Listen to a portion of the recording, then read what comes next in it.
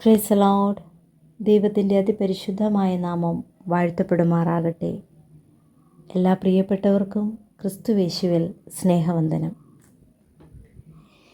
N സ്വന്ത നേട്ടങ്ങൾ എല്ലാം മറന്നു, ത്യാഗം സഹിച്ചേറെ നന്മ ചെയ്തു. എൻ സ്വന്ത നേട്ടങ്ങൾ എല്ലാം മറന്നു, ത്യാഗം സഹിച്ചേറെ നന്മ ചെയ്തു. കണ്ടെല്ലാരുമേ നന്മകളൊന്നും അന്യയായ എന്നെ തള്ളിയല്ലോ. ഓ എൻ്റെ യേശുവേ, ശാന്തിയായി വന്നിടണേ. ഓ എൻ്റെ യേശുവേ, ശാന്തിയായി വന്നിടണേ. ഒത്തിരി ഒത്തിരി സ്നേഹിച്ചോരെല്ലാം ഒത്തിരി നൊമ്പരം തന്നിടുമ്പോൾ, ഒത്തിരി ഒത്തിരി സ്നേഹിച്ചോരെല്ലാം ഒത്തിരി നൊമ്പരം തന്നിടുമ്പോൾ, നെഞ്ചു തകർന്നു കരയുമ്പോൾ എന്നെ നെഞ്ചോടു ചേർക്കുമൻ യേശുനാഥ.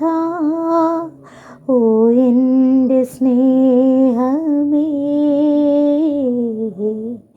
കാവലായി വന്നിടണേ.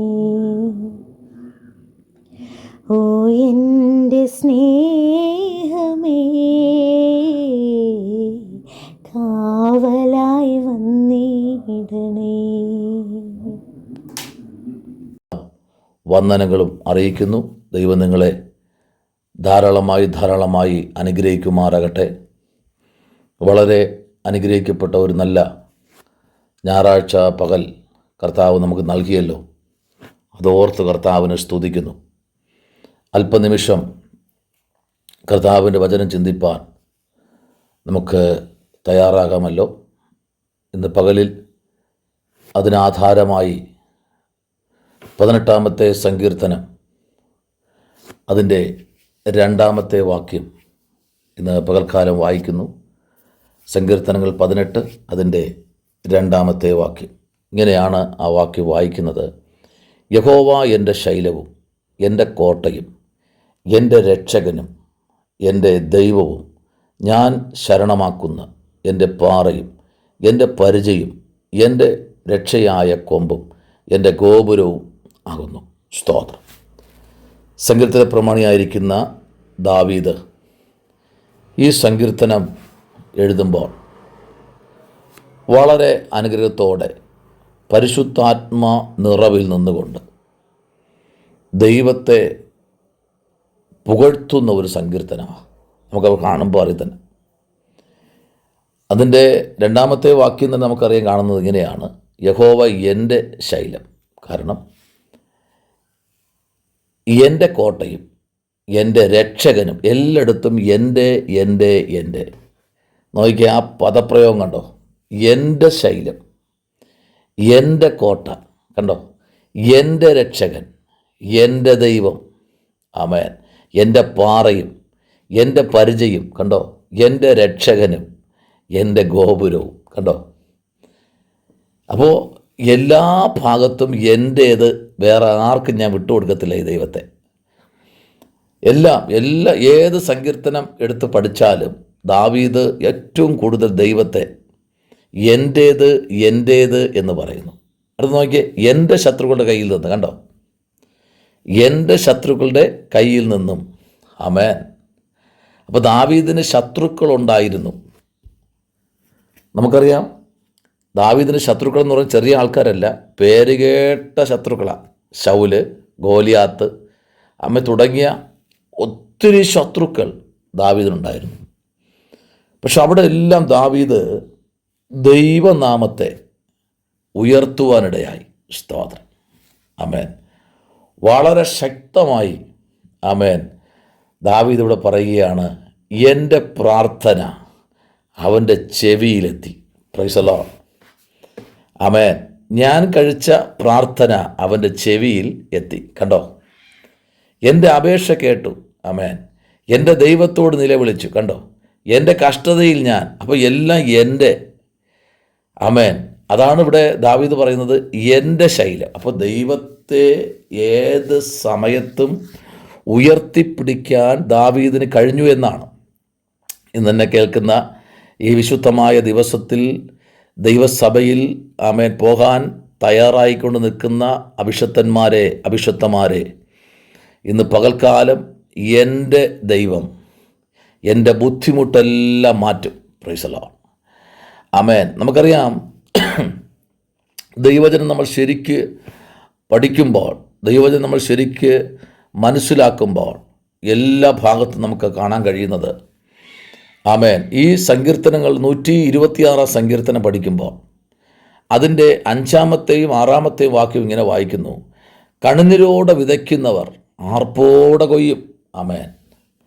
അപ്പോൾ കണ്ണുനീരോടെ വിതയ്ക്കാൻ തയ്യാറാണെങ്കിൽ ഉടബൽക്കമന ജൂഡമനാരകൽക്കനാദി, ഈ ശബ്ദം കേൾക്കുന്ന ആരോടൊക്കെയോ ദൈവാത്മ പറയുന്നു, ചില മാസങ്ങളായി ഈ വർഷത്തിൻ്റെ പ്രാരംഭം മുതൽ കണ്ണുനീരോടെ വിതച്ചുകൊണ്ടിരിക്കുന്ന ചില വിഷയങ്ങളുണ്ട്. ആമേൻ. കണ്ണുനീരോടെ പ്രാർത്ഥിക്കുന്ന വിഷയങ്ങളുണ്ട്. ഒരു തലമുറയുടെ വിഷയമായിരിക്കാം, ഒരു ജോലി സംബന്ധമായ വിഷയമായിരിക്കാം. ആമേൻ. സ്തോത്രം. വിദ്യാഭ്യാസ സംബന്ധമായ വിഷയമായിരിക്കാം. Price the Lord. ഒരു ഭാവി ജീവിതത്തിൻ്റെ വിഷയമായിരിക്കാം. ആമേൻ. ഇനിവേ എന്തു വിഷയവുമാകട്ടെ, ഇവിടെ വായിക്കുന്നത് കണ്ണുനീരോടെ പ്രാർത്ഥിക്കാൻ. കണ്ണുനീരെന്ന് പറഞ്ഞു കഴിഞ്ഞാൽ ആമേൻ, ദൈവം ഒരിക്കലും അത് കണ്ട് മറികടന്ന് പോകത്തില്ല, ഉറപ്പാ. നോക്കി, വിത്ത് ചുമന്നും കരഞ്ഞും വിതച്ചും കൊണ്ട് നടക്കുന്നു, കറ്റ ചുമന്നും ആർത്തും കൊണ്ട്. സ്തോത്രം. ആമേൻ. ആർപ്പ് കൊണ്ടുവരുന്നു. Price the Lord. അപ്പോൾ ഈ പകലിൽ, ഈ വിശുദ്ധമായ ദിവസം, പരിശുദ്ധാത്മ പറയുന്ന ദൂതത കരയുന്ന വിഷയത്തിന് മറുപടിയാണ് ഈ ദിവസങ്ങളിൽ. ആമേൻ. ദാവീദിൻ്റെ ജീവിതത്തിനകത്ത് ശത്രുക്കളുടെ ഒരു വലിയ നിരയുണ്ടെങ്കിൽ പോലും ദാവീദ് പറയുന്നത്, എൻ്റെ ശൈലം, ഞാൻ എപ്പോഴും ദൈവത്തെ എൻ്റെ മുമ്പിൽ വച്ചിരിക്കുന്നു. ഒരു ദൈവത്തിൻ്റെ ജീവിതത്തിൽ ഏറ്റവും പ്രധാനപ്പെട്ടൊരു കാര്യമാണ് ദൈവത്തെ, ആമേൻ, ഒരു നിമിഷം പോലും മാറ്റി നിർത്തരുതേ. ആമേൻ. ഈ ദൈവം ഇന്നും എന്നേക്കും സർവശക്തിയുള്ള ദൈവമാണ്. ആമേൻ.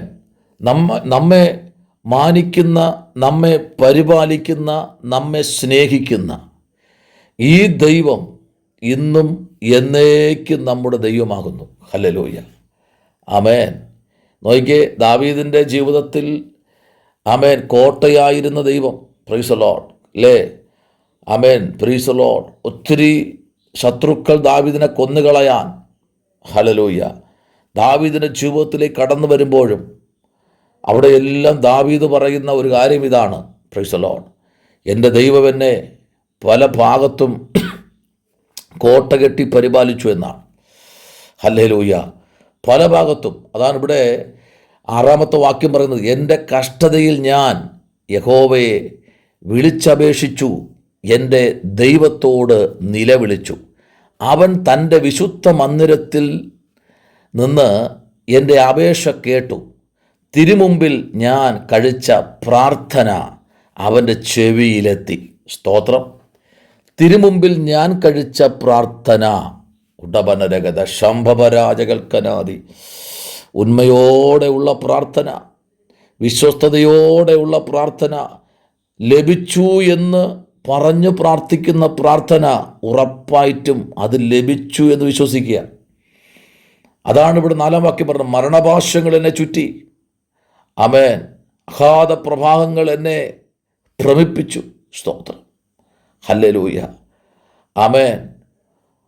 ദൈവ പൈതലിനെ എപ്പോഴും അനുനിമിഷം ശത്രു ഇങ്ങനെ വല വിരിച്ചുകൊണ്ടേയിരിക്കും. Price the Lord. പക്ഷേ ഇവിടെ ദാവീദ് പറയുകയാണ്, അവൻ്റെ മൂക്കിൽ നിന്ന് പുക പൊങ്ങി, അവൻ്റെ വായിൽ നിന്ന് തീ പുറപ്പെട്ടു ദഹിപ്പിച്ചു. തീങ്കൽ ആമേൻ, തീക്കനൽ അവങ്കിൽ നിന്ന് ജ്വലിച്ചു. സ്തോത്രം. അപ്പോൾ കർത്താവ് ദാവീദിനെ താങ്ങിയ വിധങ്ങളാ. സ്തോത്രം.